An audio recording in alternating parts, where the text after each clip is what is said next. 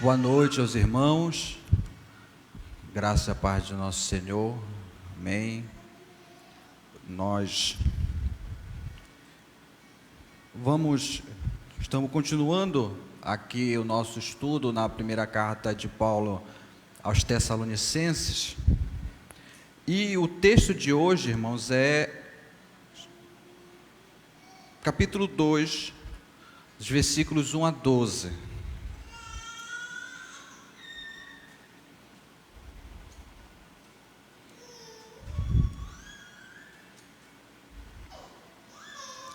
Amém? Os irmãos também que estiverem acompanhando de casa, pode abrir suas Bíblias do capítulo 12.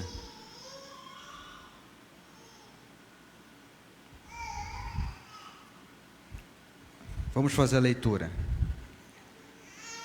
Irmãos, vós mesmos sabeis que não foi em vão que vos visitamos, mas, como sabeis, apesar dos sofrimentos e dos maus tratos que padecemos em Filipos, nosso Deus nos deu ânimo para vos anunciar o seu Evangelho em meio a grandes dificuldades.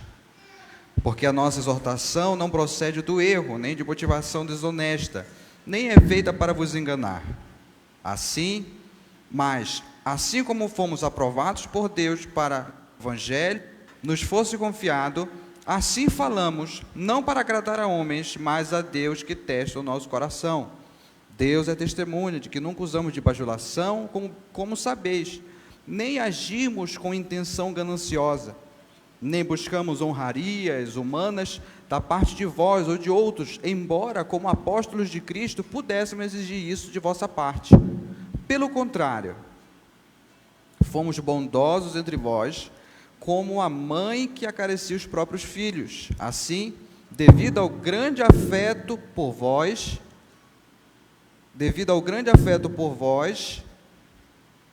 estávamos preparados a dar-vos de boa vontade não somente o Evangelho de Deus, mas também a própria vida, visto que vos tornastes muito amado para nós. Irmãos, sem dúvida vos lembrais do nosso trabalho e fadiga. Trabalhamos dia e noite para não ser um peso a nenhum de vós, enquanto vos pregamos o Evangelho de Deus. Vós e Deus sois testemunhas de como nos portamos de modo santo, justo e repreensível para convosco, os que credes. Assim, como sabeis que tratávamos a cada um de vós da mesma forma como um pai trata seus filhos, exortando-vos, consolando-vos e insistindo em que vivesse de modo digno de Deus, que vos chamou para o seu reino e glória. Até aqui a leitura da palavra de Deus. Amém? Vamos orar. Querido Deus, pedimos a Tua bênção, Senhor, nesse momento de estudo da Tua palavra. Peço a Tua ajuda, Senhor, para que eu possa ensinar a Tua palavra com clareza, com fidelidade. E peço graça aos irmãos que estão me ouvindo nesse momento, para que eles possam entender pelo Teu Espírito Santo, e aplica, ó Deus, essa verdade aos nossos corações, em nome de Jesus, amém. Bom, irmãos, como eu disse inicialmente, nós estamos estudando a primeira carta de Paulo aos Tessalonicenses. A gente viu na introdução da carta que Paulo, ele vinha da cidade de Filipos, isso está em Atos 16, e ele passa por outros lugares até chegar em Tessalônica. O contexto disso aí se encontra em Atos 17 e 18. Ele passa por outros lugares até ele chegar à cidade de Tessalônica, onde lá ele passa 3 sábados seguidos ensinando numa sinagoga. Amém? E dentro desse período que ele passa pregando lá as Escrituras, alguns judeus creram nele, e junto com esses judeus, outros gregos que temiam a Deus, e algumas mulheres de alta posição haviam também crido no Evangelho que Paulo havia pregado. Mas só que havia alguns judeus lá que foram tomados por inveja, e eles despertaram o povo justamente contra Paulo. e seus companheiros, que no caso seriam Silas, ou Silvano, segundo a carta aqui, e Timóteo. Então, o que é que eles fazem? Eles vão aonde Paulo e seus companheiros estavam hospedados, justamente para prender eles, para prender Paulo e os seus companheiros. Mas só que quando eles chegam lá e não encontram o apóstolo e os companheiros, o que é que eles fazem? Eles pegam o dono da casa, no caso Jason, e mais alguns irmãos, e levam perante as autoridades. E Jason, ele paga uma fiança, né, garantindo que não haveria mais perturbação da paz da cidade de Tessalônica. Então, durante a noite, os irmãos encaminham Paulo, despedem Paulo, que vai em direção a Bereia, juntamente com Silas e Timóteo. Chegando em Bereia, Paulo ele vai sozinho para Atenas, amém? Ele vai sozinho para Atenas, e de lá ele vai esperar Silas e Timóteo. De Atenas, Paulo espera Silas e Timóteo. Quando os três se reúnem lá em Atenas, Paulo e Silas, eles enviam Timóteo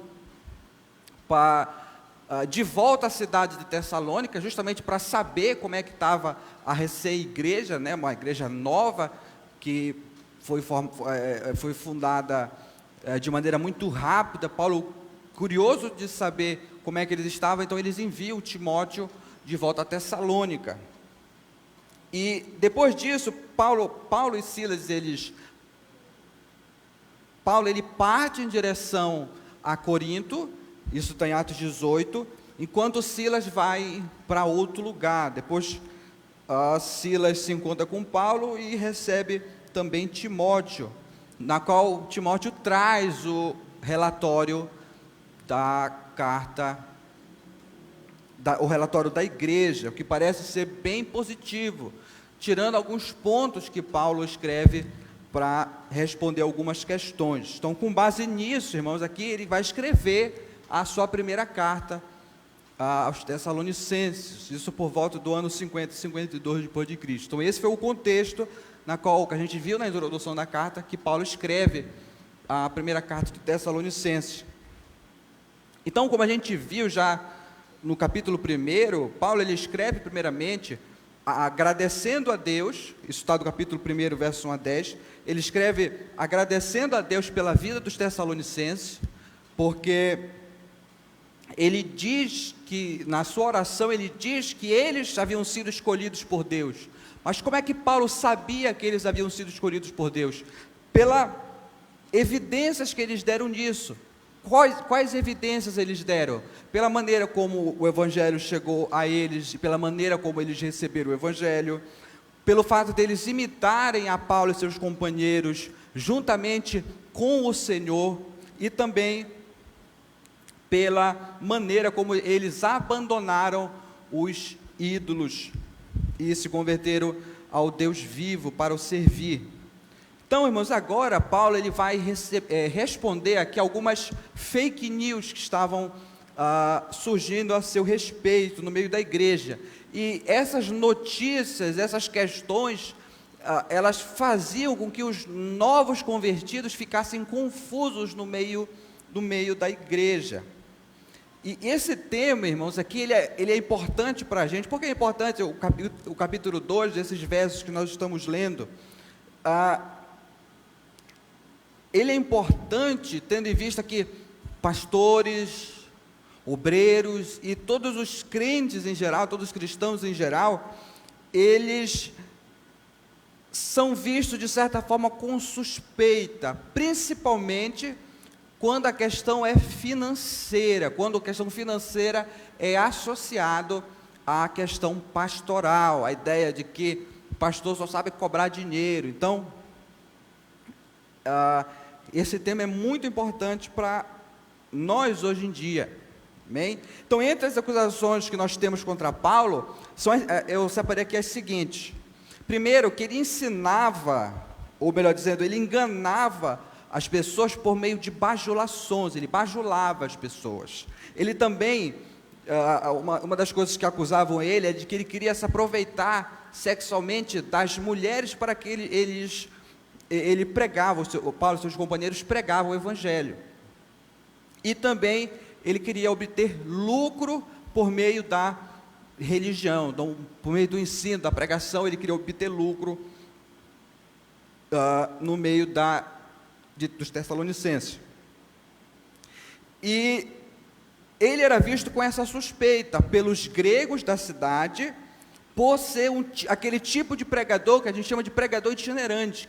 O que é um pregador itinerante? Aquele pregador que ia de cidade em cidade. Ele passava de cidade em cidade, de um lugar para o outro, como era comum entre alguns filósofos da época. Esses filósofos, que eram conhecidos de filósofos itinerantes, eles iam de cidade em cidade, ensinando as suas filosofias, e quando eles ensinavam, eles atraíam o seu público por meio de uma retórica, por meio de uma boa argumentação. Em outras palavras, eles sabiam falar bem. Então, pela maneira deles falarem bem, eles cativavam o seu público para atrair. E no final, quando ele fazia o discurso dele, no final do discurso, ele passava recolhendo as ofertas. Amém? Então, eles pensavam que Paulo fosse mais um desse tipo.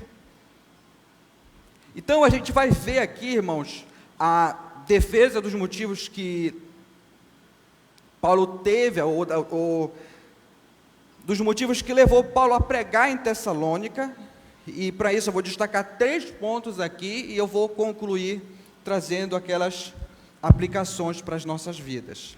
Amém?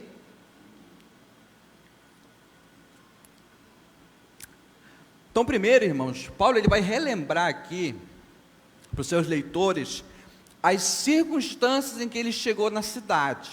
Está dos versos 1 e 2. Ele diz: irmão, vós mesmos sabeis que não foi em vão que vos visitamos, mas como sabeis, apesar dos sofrimentos e dos maus tratos que padecemos em Filipos, nosso Deus nos deu ânimo para vos anunciar o Evangelho, para anunciar o seu Evangelho, em meio a grandes dificuldades. Essa palavra aqui, irmãos, palavra aqui na minha versão se encontra vão. Tem alguma versão que está diferente? A minha se encontra vão aqui. Ela pode significar de uma maneira infrutífera, de uma maneira que fosse sem propósito. O que nos dá a ideia é o seguinte, é que Paulo tinha um propósito ao chegar à cidade de Tessalônica, ele tinha um objetivo, e esse objetivo foi alcançado, esse propósito ele foi alcançado. Amém? E a prova de que esse propósito, esse objetivo obteve sucesso, foi o contexto, a maneira como a igreja de Tessalônica, ela surgiu. Muitos judeus e gregos creram em Jesus como seu Senhor e Salvador, e isso ocorreu depois de uma experiência terrível na cidade de Filipos. Como ele fala o seguinte: mas apesar dos sofrimentos e dos maus tratos que padecemos em Filipos, nosso Deus nos deu ânimo para vos anunciar seu Evangelho em meio a grandes dificuldades. Amém? Então a igreja de Tessalônica sabia disso que Paulo, eles sabiam de tudo isso que Paulo vai falar. Vocês vão observar aqui no decorrer da exposição, vocês vão ver muitas vezes Paulo falando: olha, como sabeis, vocês sabem disso. Então tudo isso que Paulo vai falar aqui para eles, não é algo estranho, eles sabem disso que Paulo está falando. Olha só, antes dele ir para Tessalônica, ele havia pregado na cidade da cidade de Filipos, isso está em Atos 16. Então, lá na cidade de Filipos, ele libertou uma escrava de um espírito adivinhador, e os donos dessa escrava protestaram contra Paulo, porque pela adivinhação eles ganhavam grande lucro. Então Paulo, a fonte de lucro foi de certa forma quebrada, amém, pela expulsão do espírito adivinhador. Então houve um protesto dos donos dessa escrava contra Paulo. Então o que eles fizeram? Eles prenderam Paulo junto com Silas, levaram para a prisão. Então lá eles foram chicoteados, eles sofreram bastante, foram maltratados. Então, irmãos, pelas circunstâncias de tudo aquilo que havia acontecido, não fazia sentido que Paulo pregasse por dinheiro. Não fazia sentido que Paulo ele pregasse por dinheiro, como seus opositores haviam acusado, que ele pregava por dinheiro. Ele não se sujeitaria, de certo modo, a que toda vez que ele pregasse, ele tivesse que apanhar. Havia outros meios de Paulo obter sustento, obter uma renda. Então, sendo assim, irmãos, não havia sentido, e em meio a tanto sofrimento que eles haviam sofrido na cidade de Filipe, diz o final do verso 2, nosso Deus nos deu ânimo para vos anunciar seu evangelho em meio a grandes dificuldades. Amém? O resultado desse ânimo que Deus deu a ele foi que eles pregaram o evangelho com ousadia na cidade de Tessalônica. Eles poderiam ter desistido. Amém? Eles poderiam ter desistido. Mas só que Deus deu ânimo para ele. E essa confiança era necessária, ou esse ânimo era necessário. Por que era necessário? O final do verso 2 diz, porque eles pregaram em meio a grandes dificuldades. Então eles creram, os tessalonicenses, por isso a visita de Paulo não foi vã, ela produziu frutos. Amém? Os irmãos estão conseguindo entender? Amém? E em seguida, ele diz que as suas motivações e as de seus companheiros não eram motivações erradas. Olha o que diz o verso 3. Porque nossa exortação não procede do erro, nem de motivação desonesta, nem é feita para vos enganar. A palavra exortação aqui, quando ele fala no verso 3, quando ele diz, porque a nossa exortação aqui, ela deve ser entendida como a própria mensagem que eles pregavam. Então ele diz que essa exortação, ela não procede primeiro, de erro, engano ou pecado, dependendo de algumas traduções, início do verso 3. Então a ideia aqui, quando ele fala assim que a nossa exortação não procede do erro aqui, irmãos, significa o seguinte, que o seu objetivo não era enganar eles, ele não tinha como objetivo enganar os tessalonicenses, eles pregavam a verdade que vinha de Deus, então enganar não era o seu propósito. Segundo, que a sua exortação, ela não procede de motivação desonesta, também no verso 3, motivação desonesta, imundícia ou impureza. Como eu falei na introdução agora, Paulo e seus companheiros haviam sido acusados de quererem tirar vantagens sexuais daquelas mulheres para quem eles pregavam. Amém? Então era disso que eles eram acusados, e isso era que alguns filósofos faziam, mas só que também não era essa a motivação de Paulo. Pelo contrário, isso ia de encontro com aquilo que Paulo havia ensinado contra, que está no capítulo 4, versos 1 a 8, que a gente vai estudar, se Deus quiser, mais lá para frente. Terceiro também, ele diz que essa exortação, ela não procede, final do verso 3, ela não é feita para vos enganar, ou seja, ela não procede de engano, fraudulência, dolo ou artimanhas, de acordo com algumas versões. O sentido aqui, irmãos, é enganar para obter alguma vantagem, certo? Está relacionada no sentido de obter alguma vantagem financeira. Então ele enganava para obter alguma vantagem, algum lucro daquele engano que esses filósofos faziam. Então a gente percebe que ganhar dinheiro com religião já era comum no dia de Paulo, não é algo novo para a gente. Ganhar dinheiro com a religião não é algo que seja inédito. Então ele passa, irmãos, aqui o nosso terceiro ponto, então ele vai passar agora a falar das suas verdadeiras motivações. Isso se encontra do capítulo 4 a 12. E eu gostaria de destacar alguns pontos com vocês sobre essas motivações.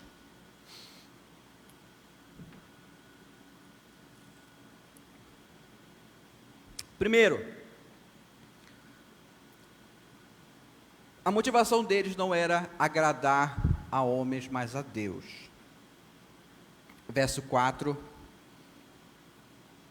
e parte 5a. Ele diz: mas assim como fomos aprovados por Deus para que o Evangelho nos fosse confiado, assim falamos não para agradar homens, mas a Deus que testa o nosso coração. Deus é testemunha de que nunca usamos de bajulação. Bem, ele nunca usou de bajulação. Então ele diz o seguinte, no começo: mas assim como fomos aprovados por Deus para que o Evangelho nos fosse confiado. Paulo, eles sabiam que eles haviam sido aprovados por Deus para que eles pregassem o Evangelho. E havia uma acusação contra eles, de que eles ajustavam a mensagem para que os seus ouvintes viessem se agradar da mensagem. Então era isso, esses filósofos, eles faziam isso, eles adaptavam a sua mensagem, o conteúdo da mensagem, para que o conteúdo da mensagem fosse agradável aquelas pessoas que queriam ouvir ele. Então eles diziam isso, coisas para agradar, justamente para que eles pudessem obter alguma vantagem entre aquelas pessoas. E isso, irmãos, isso não é muito diferente dos nossos dias. Nós temos a tendência, de certa forma, de querer suavizar a mensagem do Evangelho, suavizar a palavra, justamente para que as pessoas elas não se ofendam. Nós queremos, de certo modo, sermos aceitos, então nós acabamos pregando um tipo de evangelho água com açúcar. Mas a mensagem do Evangelho, ela não deve ser suavizada para agradar as pessoas. Tem um teólogo que ele diz: nunca suavize o Evangelho. Se a verdade ofende, então deixe que ofenda. As pessoas passam toda a sua vida ofendendo a Deus, deixe que se ofendam por um momento. E isso, irmãos, não se aplicava a Paulo e seus companheiros. Eles não tinham a intenção, eles não pregavam para agradar a homens, mas a Deus. Eles não pregavam o que as pessoas queriam ouvir, mas o que elas necessitavam ouvir. A única glória que Paulo e seus companheiros buscavam era a glória de Deus, não era a glória de homens. Por quê? Final do verso 4: porque Deus testa o nosso coração. Deus, ele testa o nosso coração. Olha só, irmãos, duas palavras gregas: testar ou provar, dependendo de acordo com a tradução, e a palavra coração. As duas juntas passam um sentido bem profundo para a gente. A ideia de testar ou provar, a ideia de fazer um exame, examinar, certo? Examinar com cuidado, com atenção. E o coração na Bíblia, irmãos, na verdade é o centro da pessoa, de onde provém as nossas motivações. É a parte mais profunda do ser humano, que somente Deus conhece de maneira profunda. Somente Deus conhece as nossas motivações, mas as verdadeiras. Amém?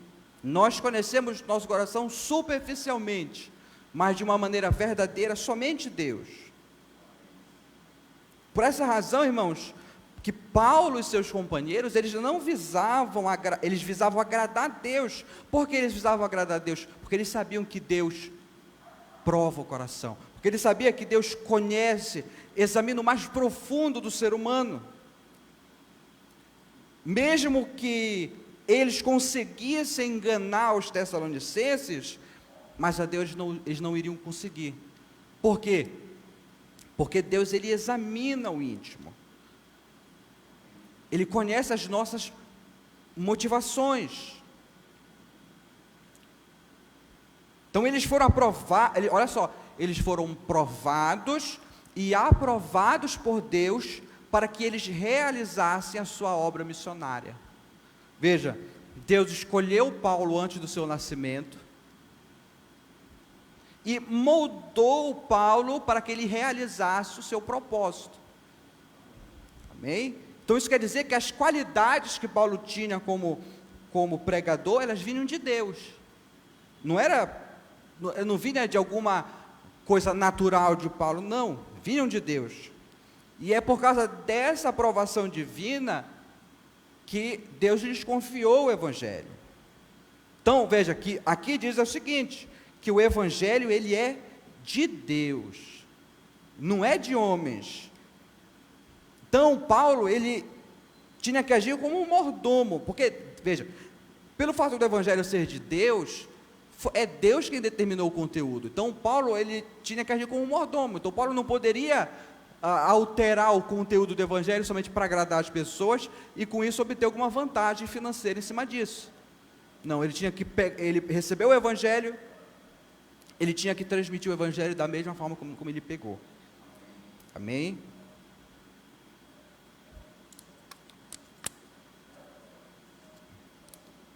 E ele dá provas disso, verso 5, dizendo: Deus é testemunha de que nunca usamos de bajulação. Veja, ele chama aqui, veja, tanto Deus é testemunha, quanto os próprios tessalonicenses, como eles mesmos sabiam disso, de que Paulo e seus companheiros sempre se comportaram de maneira honesta perante eles.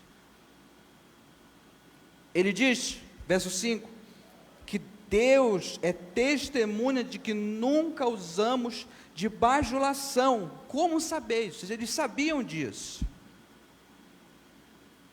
Então, bajulação aqui, ela tem um sentido, ou palavras lisonjeiras, ela tem um sentido de dizer coisas agradáveis para obter alguma vantagem. Certo? Eles não falavam, é como se Paulo dissesse para eles: olha, quando é que foi que eu bajulei vocês?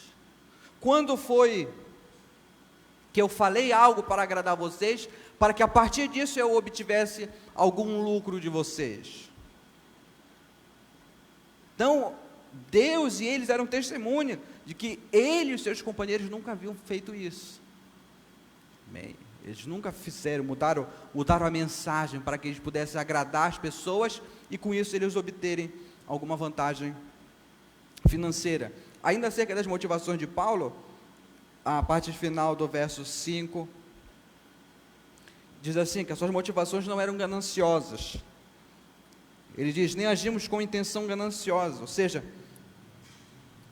eles não pregavam, novamente, eles não pregavam para arrancar dinheiro. Eles não pregavam para arrancar dinheiro das pessoas. O que é que eles queriam arrancar das pessoas? Na verdade, eles queriam arrancar era o coração duro delas. Eles queriam arrancar o coração duro delas justamente para que elas fossem salvas. Ele não queria o dinheiro, não usava o dinheiro, o ministério da palavra, para que eles ficassem ricos, mas eles queriam que elas fossem salvas.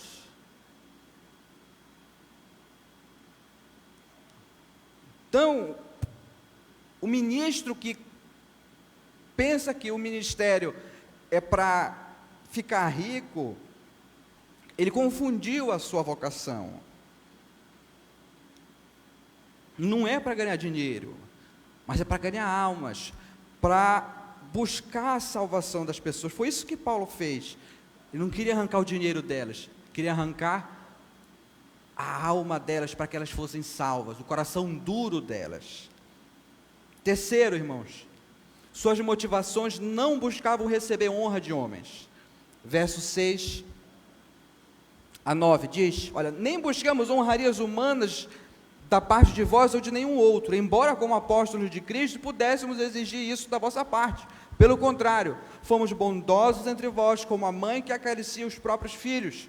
Assim, devido ao grande afeto por vós, estávamos preparados a dar-vos de boa vontade, não somente o Evangelho de Deus, mas também a própria vida, visto que vos tornaste muito amados para nós. Irmãos, sem dúvida, vos lembrais do nosso trabalho e fadiga.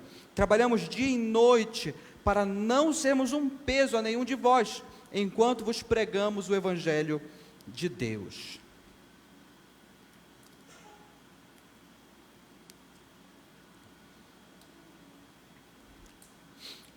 Veja, ele diz aqui, olha, verso 6, nem buscamos honrarias humanas.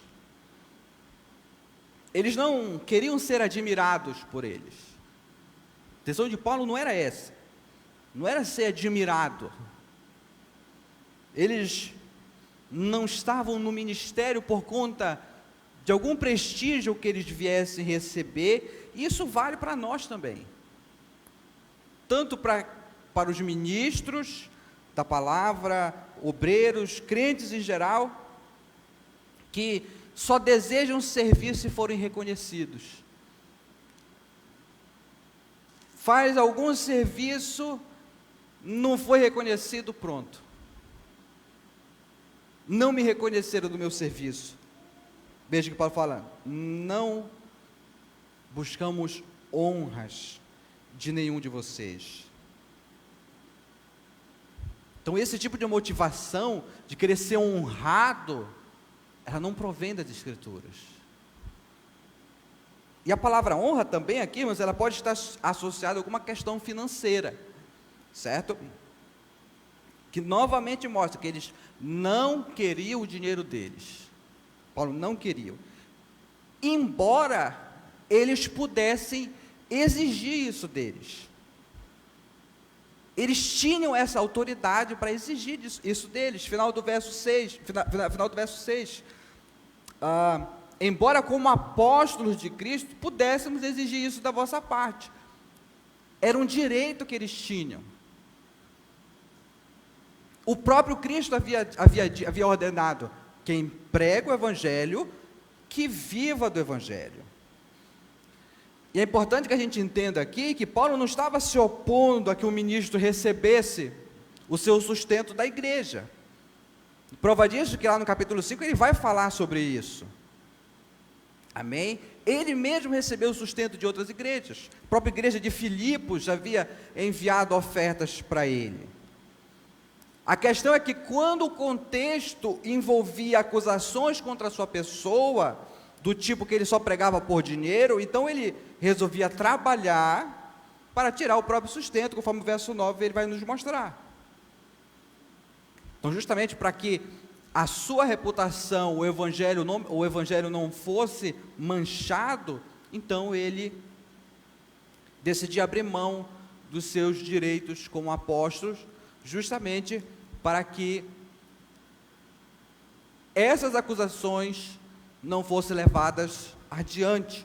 Mas antes, veja o que Paulo faz, aqui ele vai usar a figura de uma mãe. Antes, verso 7, olha, pelo contrário, fomos bondosos entre vós, como a mãe que acaricia os próprios filhos. Uma mãe de verdade, ela não pede, pelo contrário, ela se doa pelos filhos. Ela dá sem querer nada em troca, ela alimenta sem querer nada em troca. Uma mãe é aquela que, quando tem apenas um pão e ela tem o seu filho, ela diz que não sente fome, justamente para dar o pão ao filho. Ela abre mão dos seus direitos como mãe em favor dos seus filhos, e Paulo e seus companheiros eram semelhantes. Eles abriram mão do seu direito de exigir sustento dos tessalonicenses, justamente porque eles amavam os tessalonicenses. Eles não eram mercenários, mas eles eram pastores que cuidavam do rebanho e colocavam as necessidades do rebanho acima das suas. E olha algo interessante aqui, que ele diz aqui, veja, Paulo ele não foi autoritário,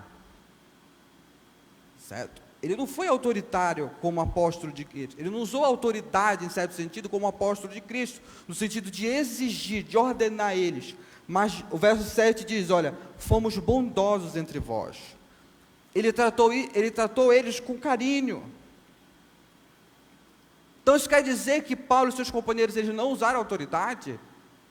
Eu particularmente, eu penso que sim, irmãos, porque a verdadeira autoridade, ela difere de autoritarismo. A verdadeira autoridade de um ministro de Cristo, ela sempre é usada num contexto de bondade e amor.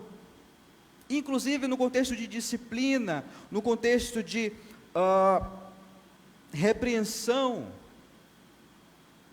E eles mostravam isso aos seus filhos na fé.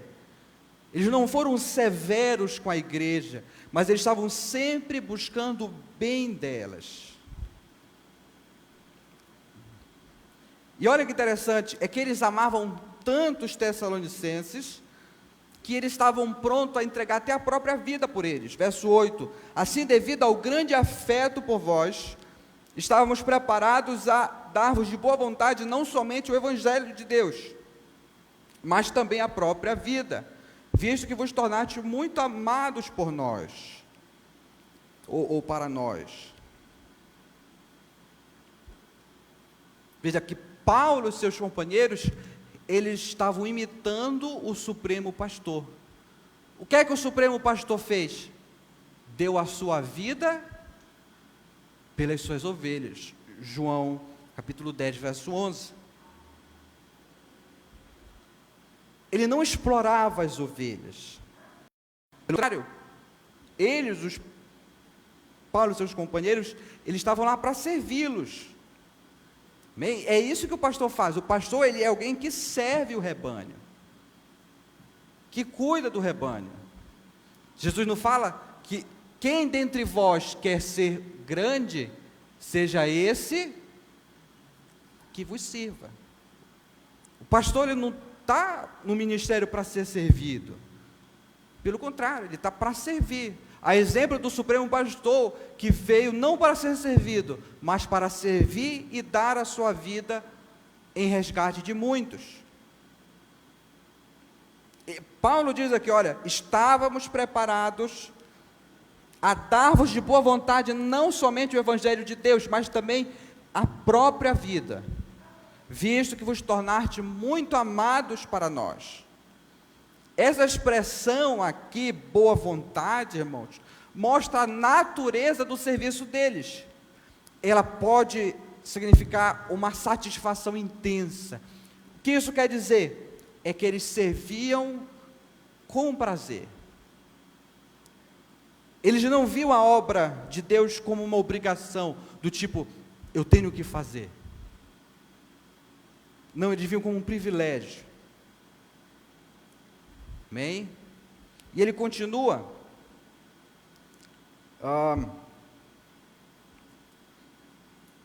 Veja, ele não exigiu o sustento deles, embora ele tivesse direito de fazer isso. Ele poderia, se ele quisesse exigir o sustento deles, ele poderia fazer isso. Mas ele não faz. Pelo contrário, eles trabalharam. Verso 9: irmãos, sem dúvida, vos lembrais do nosso trabalho e fadiga. Trabalhamos de noite para não ser um peso a nenhum de vós, enquanto vos pregamos o Evangelho de Deus. Paulo, ele trabalhava fabricando tendas, porque pelo fato de ter sido um rabino, ele tinha que ter um ofício, porque não era permitido que um rabino recebesse sustento, vivesse do ensino da lei. E trabalho e fadiga aqui expressam a natureza cansativa e pesada do trabalho que eles faziam. Mesmo recebendo a ajuda da igreja de Filipos, eles trabalhavam de maneira exaustiva para que, ele diz no verso 9, para não ser um peso a nenhum de vós enquanto vos pregamos o Evangelho de Deus. Com isso, ninguém ia poder apontar o dedo no rosto deles e falar que eles pregavam por dinheiro. Ninguém poderia apontar o dedo neles e falar assim: olha, vocês estão pregando por ganância. Ninguém poderia fazer isso. Mesmo tendo o direito de sustento pelas igrejas, eles não dependiam dele para fazer a obra de Deus. Amém?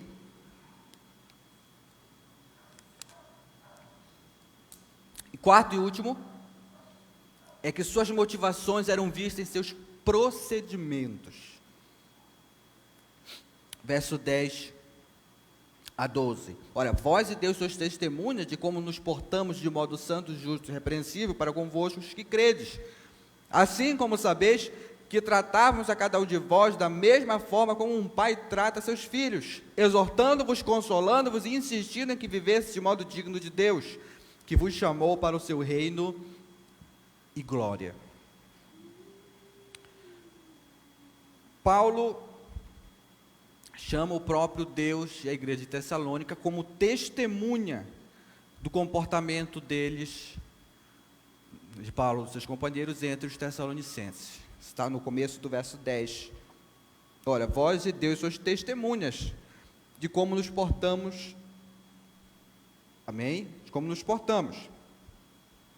É como se ele dissesse o seguinte: olha, Deus, que conhece os corações, sabe que não nos portamos de maneira errada entre vocês, e vocês mesmos sabem disso. Por que vocês sabem? Porque vocês viram o tempo todo como vivemos.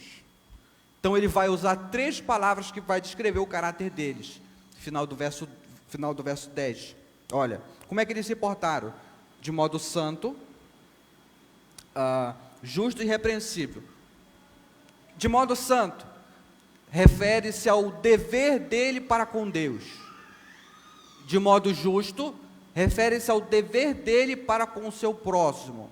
E de modo irrepreensível, descreve uma vida sem falhas, no sentido assim de que não havia nada que pudesse acusá-lo, uma vida irrepreensível. Amém?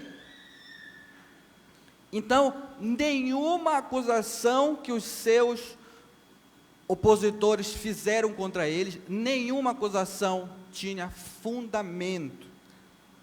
Não havia base alguma para a acusação contra eles. E qual era a defesa deles? A própria vida irrepreensível. Não havia qualquer possibilidade, nenhum tipo de chance para que eles fossem acusados de alguma coisa que viesse manchar a reputação deles. Então ele vai continuar dizendo, verso 11, que ele os tratava como um pai trata seus filhos, assim como sabeis, verso 11, que tratávamos a cada um de vós da mesma forma que um pai trata seus filhos. O sentido aqui seria mais no sentido de ensiná-los a viver. Então a gente vê que Paulo tratava cada um deles. Ele não tratava somente de modo geral, mas ele tratava cada um deles, ou seja, ele achou tempo para cuidar deles individualmente. Como ele fazia isso? Veja, o verso 2 nos diz, ele fazia isso exortando, ou seja, eles o encorajavam em relação à conduta deles, a que vivessem uma maneira reta, como a gente vai ver mais para frente. Ele fazia isso consolando eles, verso 12, e aqui é um tipo de encorajamento que é focado mais quando a pessoa está desanimada, amém? E terceiro, ele fazia isso insistindo com eles, a ideia de que ele dava direcionamento com autoridade. E por que Paulo fazia isso? Por que Paulo exortava, por que Paulo consolava, e por que Paulo insistia com ele? Por que Paulo fazia? Qual era o objetivo de Paulo? No final do verso 12, ele fazia tudo isso para que eles vivessem de modo digno de Deus que vos chamou para o seu reino e glória. Essa palavra aqui, irmãos, a palavra dignos, usada também lá em Efésios, que traz a ideia de uma balança, bem, uma balança.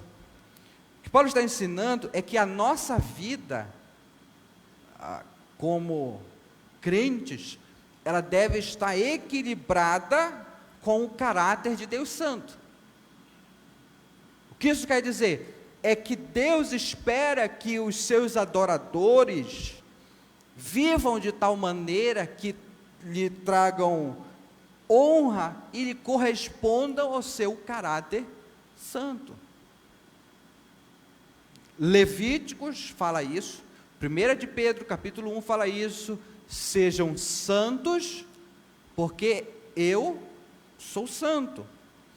Então veja, que esse Deus foi quem nos chamou para o seu reino e glória. Então quem tem a esperança do reino e da glória do Senhor no futuro, quem tem essa esperança diante de si, não é uma opção, ele deve viver de uma maneira agradável a Deus, que nos chamou para o seu reino. Amém? Então, agora, irmãos, para a gente terminar, gostaria de trazer 2 aplicações para as nossas vidas, de tudo isso que a gente viu hoje. Primeiro, que nós devemos considerar as nossas motivações. A gente deve se perguntar, por que nós servimos a Deus? Porque quando eu venho num culto, porque eu venho assistir um culto aqui no domingo? Porque eu prego? Porque eu sou um pastor? Ou porque eu canto ou toco no ministério de louvor? Preciso perguntar qual é a minha motivação. Mas tem um ponto importante que a gente precisa conhecer aqui. É que somente Deus consegue examinar de maneira profunda os nossos corações e saber realmente quais são as nossas verdadeiras motivações. Então é por isso, irmãos, que nós devemos pedir a Ele em oração, para que Ele examine os nossos corações e manifeste as nossas verdadeiras motivações. Porque a gente pode pensar, e presta atenção, porque a gente pode pensar que nós estamos servindo a Deus tendo motivações verdadeiras, mas quando na verdade são motivações erradas, motivações que não são corretas. E olha só algo interessante. Que a Bíblia, irmãos, ela não somente dá para a gente aquilo que nós devemos fazer como servos de Deus, mas ela mesmo dá as motivações com a qual nós devemos fazer. Por quê? Porque Deus sabe que do nosso coração não procede nada de bom. As nossas motivações não são verdadeiras. Então a palavra de Deus, ela dita quais são as nossas motivações. Então uma boa maneira de nós julgarmos se as nossas motivações são corretas, são verdadeiras, é nós nos julgarmos a partir da palavra. Nos julgarmos nos examinar a partir da palavra. Ver a partir desse sentido, pegar, essas são as motivações que a palavra traz. Será que eu estou de acordo com elas? Então, para isso, a gente precisa orar para que Deus manifeste as nossas verdadeiras motivações, e se nós tivermos motivações contrárias à sua palavra, nós devemos pedir para que Ele nos dê motivações verdadeiras, motivações corretas para o servir. Amém? E segundo e último ponto, é que nós devemos estar prontos para nos defender, usando não somente palavras, mas ações. Paulo, ele foi acusado, a gente viu aqui, recebeu várias acusações acerca das suas reais motivações, mas Paulo, ele apresentou provas de suas motivações. Ele falou assim: olha, as minhas motivações eram essas. Como é que vocês podem saber? Porque eu demonstrei isso na prática. E não é sem razão que a gente fala que ações valem mais do que palavras. Então, o ponto é que nós devemos exemplificar aquilo que nós cremos no coração e pregamos com a nossa boca. Devemos viver vida reta diante de Deus, diante dos homens, para que nós não sejamos acusados justamente. Bem, é melhor, como diz Pedro, nós sofrermos acusações de maneira injusta por fazermos o bem, por vivermos vida reta, do que fazendo o mal. Então, nós devemos necessariamente, irmãos, buscar dar bom testemunho aonde nós estivermos. Entre os crentes, na igreja, trabalho, família, igreja, contexto de faculdade, contexto de escola, nos relacionamentos de amizade, namoro, seja onde for, justamente para que o nome de Deus não seja blasfemado por nossa causa. E nem que o nosso nome, ou nem que a gente seja conhecido como pessoas que envergonham o nome do Senhor. Amém? Então, eu espero que o estudo tenha sido entendido pelos irmãos. Eu convido os irmãos a orarem comigo. Querido Deus, hoje nós aprendemos aqui sobre as motivações de quem deve te servir. Pedimos a Ti, Senhor, que o Senhor derrame graça e manifeste, mostre para a gente as nossas reais motivações e nos dê motivações verdadeiras, Senhor, pois sabemos que do nosso coração nada de bom procede, mas pedimos que o Senhor nos transforme pela Tua graça, Senhor, para que nós Te sirvamos com motivações reais, com motivações legítimas, Senhor, em nome de Jesus, e que a gente Te dê provas disso, na maneira como vivemos, seja onde for que Tu nos coloque. É isso que nós oramos e desde já Te agradecemos, em nome de Jesus. Amém.